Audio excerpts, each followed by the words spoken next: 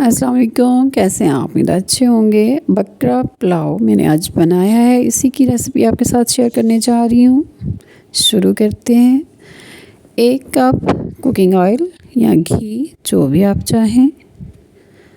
इसमें जाएगा कटा हुआ प्याज, एक दरमियाना साइज़ का, और इसको करना है लाइट ब्राउन होने तक हल्का हल्का इसे फ्राई करेंगे। फिर इसमें डालेंगे दालचीनी और इलायची, और इसके साथ इसको फ्राई होने देंगे।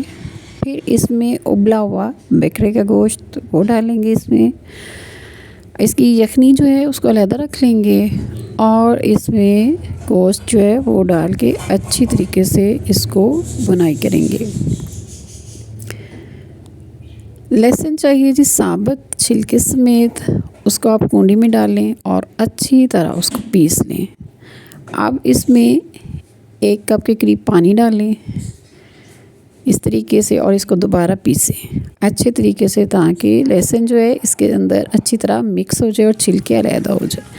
कटा हुआ टमाटर 2 वो डालेंगे इसमें, और इसमें डालेंगे आधा कप के करीब दही, सुरख मिर्च, नमक हस्बे ज़रूरत, हस्बे ज़ायक़ा, और इसके साथ इसकी अच्छी सी बनाई होगी। दही अपना पानी छोड़ेगा, इतनी देर में लहसुन वाला पानी अलग कर लेते हैं। चम्मच के साथ अच्छी तरह लहसुन को दबाइए, ताकि इसका पानी जो है वो अच्छी तरीके से निकल आए।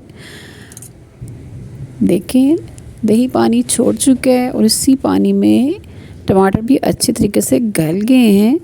आप इसको फ्राई करेंगे अच्छी तरह से, ताकि पानी ख़त्म हो जाए और खुशबू आने लग जाए। 4 कप जो थे मेरे पास चावल थे। यखनी इसमें डालेंगे, और जो चावलों के हिसाब से इसमें पानी डालेंगे। 6 कप पानी डालेंगे इसमें।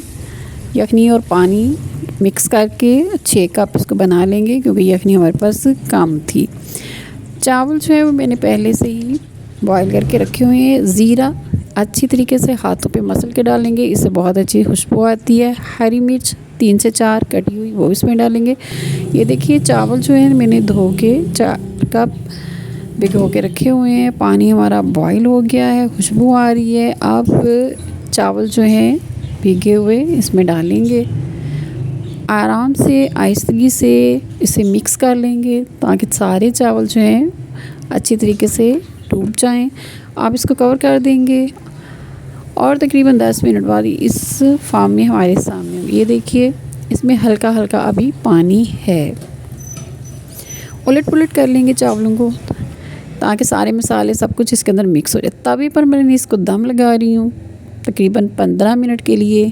15 मिनट बाद ये देखिए हमारा पुलाव कितना खुशबूदार, एक एक चावल का दाना अलग अलग हमारे सामने है।